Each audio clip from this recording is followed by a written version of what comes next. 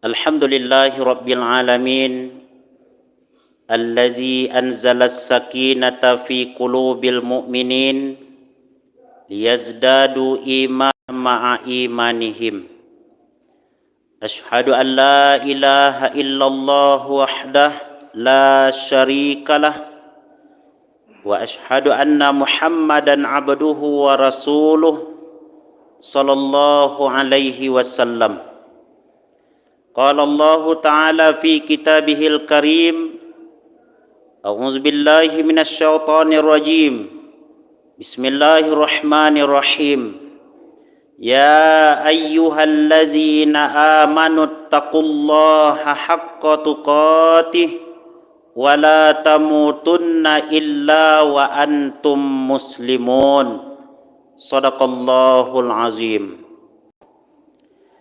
Ma'asyiral muslimin, bapak-bapak, ibu-ibu, jamaah salat zuhur rahimani wa rahimakumullah. Pertama-tama kita bersyukur kepada Allah dengan mengucapkan alhamdulillahi rabbil alamin. Pada siang hari ini dengan izin Allah Subhanahu wa taala, kita masih diberikan kesempatan untuk melangkahkan kaki dan mengayunkan tangan datang ke masjid ini, ke rumah Allah untuk melaksanakan ubudiyah kepada Allah, melaksanakan insyaAllah solat jamaah zuhur sebentar lagi. Berharap dan bermohon kita kepada Allah semoga aktivitas amaliyah yang telah kita lakukan, yang sedang kita lakukan maupun yang akan kita lakukan diterima sebagai amalan soleh di sisi Allah dan dibalasi dengan balasan yang berlipat ganda. Amin ya rabbal alamin. Salawat dan salam kepada Rasulullah sallallahu alaihi wasallam dengan ucapan Allahumma salli ala sayyidina Muhammad wa ala ali sayyidina Muhammad. Banyak-banyak kita bersolawat Bapak Ibu, karena solawat adalah bagian daripada keberkahan yang diturunkan oleh Allah Subhanahu wa taala dan cucuran rahmat dari Allah Subhanahu wa taala. Nabi mengatakan, man shalla alayya salatan wahidah sallallahu alaihi biha asyra. Barang siapa yang bersolawat kepadaku satu kali solawat, maka Allah akan bersolawat untuk orang tersebut sebanyak 10 kali. Apa makna solawat dari Allah? Rahmatuhu wa ridha. Rahmat dan keridhaan Allah akan diberikan, akan senantiasa didatangkan kepada orang yang lisannya basah dengan bersolawat kepada Rasulullah sallallahu alaihi wasallam. Ma'asyiral muslimin, jamaah zuhur yang dimuliakan oleh Allah. Di dalam sebuah hadis yang diriwayatkan oleh Imam Ahmad dari sahabat Abu Ayyub Al-Ansari. Suatu ketika, kata Abu Ayyub Al-Ansari, ada seorang laki-laki bertanya kepada Nabi, meminta nasihat untuk senantiasa memperbaiki diri. Apa kata laki-laki ini? Izni wa aujiz ya Rasulullah. Berikan kepada saya nasihat yang ringkas wahai Rasul. Lalu Nabi sallallahu alaihi wasallam menjawab permintaan dari laki-laki ini, pertanyaan dari laki-laki ini berupa nasihat. Apa kata Nabi? Iza qumta ila shalah fasalli salatal muwaddi'. Kalau engkau ingin minta nasihat, maka yang pertama yang harus engkau lakukan, kata Nabi, adalah kalau engkau melaksanakan salat, jadikan salat yang engkau kerjakan ketika itu seolah-olah itu adalah salatmu yang terakhir. Jadi kapanpun kita melakukan solat, kita yang sedang solat maupun kita yang telah solat, seolah-olah itu adalah solat kita yang terakhir. Kenapa Rasul memberikan nasihat seperti itu? Sebab agar di dalam solat jangan pikiran kita kemana-mana. Agar di dalam solat ketika takbiratul ihram yang membedakan aktivitas kita di luar solat dengan di dalam solat betul-betul berbeda. Jangan urusan di kedai di dalam solat diingat juga. Jadi fungsi takbiratul ihram itu tidak dapat. Maka oleh karena itu Rasul mengajarkan kalau engkau solat, jadikan itu seolah-olah solatmu yang terakhir. Sebagaimana kita ketahui bahwa ibadah solat adalah ibadah yang sangat dianjurkan dan sangat diperintahkan di dalam Islam. Hikmah dan keutamaannya pun luar biasa, ma'asyiral muslimin, baik di dunia maupun di akhirat nanti. Di dunia apa hikmah yang diberikan oleh Allah Subhanahu wa taala? Orang yang melaksanakan betul-betul ibadah solat, ketentraman jiwa itu akan didapatinya. Sebab zikir, mengingat Allah yang paling utama itu adalah melalui ibadah solat. Allazina amanu wa tatma'innu qulubuhum bizikrillah. Ala bizikrillahi tatma'innul qulub. Orang beriman itu hatinya tentram dengan mengingat Allah. Ketahuilah hanya dengan mengingat Allah hati menjadi tentram. Makanya di antara jalan untuk mengingat Allah adalah melakukan ibadah solat. Solat yang paling utama itulah solat maktubah. Setelah solat maktubah, lakukanlah solat malam. Makanya Nabi mengatakan dalam hadis yang lain, wasallu bil laili wan nasu niyam. Lakukanlah solat di malam hari ketika manusia dalam keadaan tidur atau dalam keadaan lalai. Tadkhulul jannata bisalam. Kamu akan masuk surga dengan selamat. Ibadah solat mengajarkan kepada kita bahwa hati akan menjadi tentram, akan menjadi damai dengan kita dekat dengan Allah Subhanahu wa taala melalui solat. Solat juga merupakan pengampunan dosa dari Allah. Dalam hadis riwayat Imam Muslim, Nabi mengatakan, as-salawatul khamsu wal jum'atu ilal jum'ati wa ramadan ila ramadan mukaffiratul lima bainahunna iza jatuni batil kabair. Salat 5 waktu ke salat 5 waktu, dari subuh ke zuhur, zuhur ke asar, asar ke maghrib, maghrib ke isya, isya ke subuh, itu adalah penghapus dosa hamba kepada Allah Subhanahu wa taala. Dosa yang dimaksud adalah dosa-dosa yang kecil. Artinya apa? Kalau dosa yang besar tentu adalah dengan bertaubat kepada Allah Subhanahu wa taala. Setelah itu Jumat ke Jumat penghapus dosa. Tapi alangkah ruginya seseorang ketika dia pergi Jumat, ibadah Jumat tidak dapat, pahala Jumat tidak dapat. Apa buktinya Ustaz? Di antara buktinya adalah ada orang cepat datang pergi ke Jumat dari rumah, tapi hanya sampai di halaman masjid. Sudah tu abi rokok gali mau batang di halaman masjid, lah berkhotbah katib barunya masuk ke masjid. Kalau ketika katib sudah berkhotbah, malaikat yang menunggu di pintu masjid itu sudah menutup catatan nama pengunjung masjid atau jemaah masjid ketika itu, dan malaikat ikut mendengarkan khatib yang berkhutbah. Ada juga orang yang datang solat Jumat, sudahlah tiba talambik pai Jumat, tiba di tengah masjid mau tabulu dengan kawan suuk kida dulu, khatib berkhutbah di depan. Ini tidak mengerti dengan ibadah yang dilakukannya. Padahal Nabi menyuruh ketika khatib sudah berkhutbah, sudah memberikan nasihat, imam sudah berkhutbah, maka kita dilarang untuk berbicara. Kalau tetap juga berbicara, dan bahkan sampai walaupun hanya menggeser-geser batu kerikil yang ada di depan kita, fala jum'atalah, kata Nabi, tidak ada Jumat untuk orang seperti itu. Ma'asyiral muslimin, jamaah zuhur yang dimuliakan oleh Allah, betapa luar biasanya hikmah dari solat 5 waktu, termasuk Jumat ke Jumat penghapus dosa kita, wa Ramadan ke Ramadan, dari Ramadan ke Ramadan juga penghapus dosa kita. Makanya Bapak Ibu jemaah yang dimuliakan oleh Allah, habis Ramadan harusnya peningkatan kualitas ibadah kepada Allah. Ini tidak banyak kaum muslimin ketika dalam bulan Ramadan ditahannya lisannya, ditahannya perbuatannya agar tidak menyakiti orang lain dalam bulan Ramadan.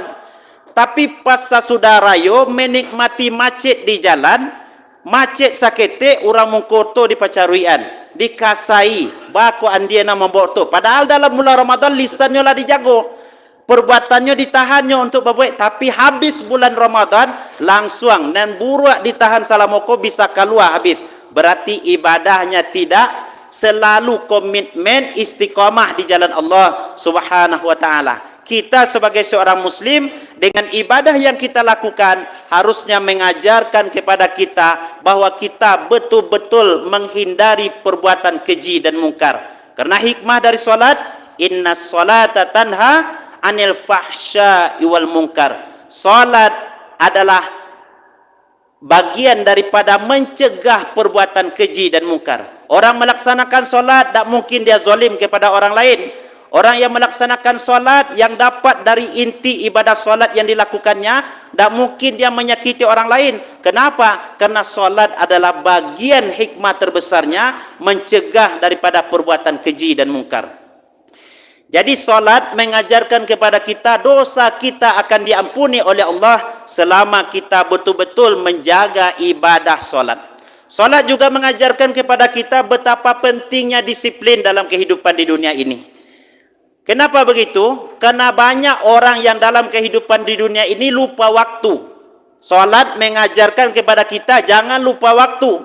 Ketika zuhur sudah masuk, lakukan solat zuhur. Ketika asar masuk, lakukan solat asar. Artinya seorang muslim itu mempunyai komitmen yang baik, mempunyai masa depan yang cerah. Nanti maghrib, nanti isya melaksanakan di situ. Mengikuti pengajian ini, disiplin dalam hal waktu. Orang yang tidak disiplin dalam waktu, habis waktunya tanpa terasa. Setengah mengopi, 6 jam duduk di lapau. Ada juga yang seperti itu. Berarti orang seperti ini tidak disiplin dalam mempergunakan waktu. Apalagi sekarang zaman sudah canggih. Ada orang yang gara-gara main HP, lupa solat maghrib, tinggal solat isya. Kenapa? Karena main game. Jadi apa bedanya jahiliyah yang klasik dulu dengan jahiliyah yang modern? Kalau orang dulu jelas-jelas menyembah berhala, orang sekarang gara-gara main HP tinggal solat. Dalam hal kewajibannya kepada Allah memang sama. Tapi dalam aktivitasnya sehari-hari, dengan hal ini membuat dia jauh dari Allah. Inilah yang dimaksud dengan taghut. Wajtanibut taghut, kata Allah dalam Al-Quran. Jauhilah yang taghut. Gara-gara HP lupa solat, tinggal ibadah kepada Allah. Gara-gara harta, gara-gara anak lupa mengingat Allah. Diingatkan oleh Allah dalam Al-Quran, ya ayyuhallazina amanu la tulhikum amwalukum wala auladukum an zikrillah wa may yaf'al zalika faulaika humul khasirun. Wahai orang-orang yang beriman, jangan sampai gara-gara harta dan anakmu melupakan kamu dari mengingat Allah Subhanahu wa taala. Barang siapa yang lupa kepada Allah, lalai mengingat Allah, faulaika humul khasirun. Mereka adalah orang-orang yang rugi. Jadi inti dan hikmah dari ibadah salat mengajarkan kepada kita agar kita senantiasa mempergunakan waktu kita untuk dekat dengan Allah, lebih-lebih dengan ibadah salat. Yang kedua, nasihat Nabi ma'asyiral muslimin adalah wala tatakallam bikalamin ta'tazirul minhu ghada. Jangan sampai lisanmu membuat dirimu menyesal di kemudian hari. Sebab kata Nabi, salamatul insan bihifzil lisan. Selamatnya manusia dalam kehidupan di dunia ini adalah bagaimana cara dia menjaga lisannya. Tidak sedikit orang yang gara-gara lisan suami istri bisa bertengkar. Tidak sedikit gara-gara lisan orang sekampung pun bisa tawuran. Tidak sedikit gara-gara lisan anak dengan bapak pun tidak berbuat baik atau tidak baikan. Ini gara-gara lisan. Lisan adalah bagian cerminan daripada keislaman seseorang. Nabi juga mengatakan, al-muslimu man salimal muslimuna min lisani wa yadi, kata Nabi. Orang muslim itu adalah orang yang selamat orang lain dari perkara lisan dan dari perkara tangannya. Kenapa dikaitkan dengan lisan? Karena banyak orang yang beribadah ma'asyiral muslimin yang lisannya masih suka menyakiti orang lain. Tahajudnya luar biasa, salat 5 waktunya luar biasa, ilmunya luar biasa, tapi lisannya tak henti menyakiti orang lain. Datang seseorang kepada Nabi SAW, ya Rasulullah, inna fulana tasumun nahar wa taqumul lail wa tunfiku walakin tu'zil jiran. Wahai Rasulullah, ada seorang perempuan di sana rajin salat, rajin bersedekah karena dia orang kaya, rajin melaksanakan puasa, bukan hanya puasa wajib, puasa sunnah pun dilakukan, walakin tu'zil jiran, kata orang ini, tapi dia suka menyakiti orang lain. Bagaimana orang seperti itu wahai Rasulullah? Nabi mengatakan la khaira fiha, berarti tidak ada kebaikan dilakukannya. Salatnya yang begitu luar biasa tidak dianggap sebagai kebaikan. Bahkan Nabi mengatakan fama wahanar, tempat orang seperti itu kata Nabi adalah di neraka. Betapa bahayanya lisan dan betapa lisan ini harus kita jaga dengan sebaik mungkin. Dan lisan ini juga bagian daripada ukuran keimanan seseorang kepada Allah Subhanahu wa taala. Nabi juga mengatakan dalam hadis riwayat Imam Bukhari, "Man kana yu'minu billahi wal yaumil akhir falyakul khairan aw liyasmut." Orang yang beriman kepada Allah, beriman kepada hari akhir, falyakul khairan, maka hendaklah dia mengatakan perkataan yang baik, aw liyasmut, atau hendaknya dia diam. Diam bukan karena dia sakit gigi, tidak. Berhenti bicara bukan karena dia sakit, tidak. Tapi ketika dia mampu berbicara dan dia tidak mau menyakiti orang lain, tidak mau berkata dengan sesuatu apapun, maka inilah yang dimaksud dengan falyakul khairan aw liyasmut. Masyarul muslimin jamaah zuhur yang dimuliakan oleh Allah. Yang ketiga, nasihat Nabi kepada laki-laki ini adalah wajma'il ya'sa fi ma fi aidin nas. Kumpulkanlah keputusasaanmu terhadap apa yang diberikan di hadapan manusia. Ada orang yang diberikan rezeki berlebih dibandingkan kita, umpamanya biarkan saja. Qanaah dengan apa yang diberikan oleh Allah Subhanahu wa taala. Sebab banyak orang dalam kehidupan di dunia ini, ma'asyiral muslimin, justru sakitnya itu datang karena memikirkan orang lain. Kenapa tetangga saya bisa beli ini? Dari mana dia dapat uang bisa beli mobil? Itu yang dipikirkan, akhirnya stres. Setelah stres, stroke jadinya, setelah itu stop jadinya lagi. Mati di rumah sakit. Kenapa? Karena stres memikirkan rezeki yang diterima orang lain. Yang sangat luar biasanya, ironisnya, justru dia merasa Allah tidak adil dalam kehidupannya. Ya Allah, kenapa engkau berikan sedikit rezeki kepadaku, sementara kepada orang itu solat aja tidak, puasa aja tidak, sedekah pemalas, infak pelit sekali, tapi rezekinya makin hari makin banyak. Ini harus kita hati-hati masyarakat muslimin.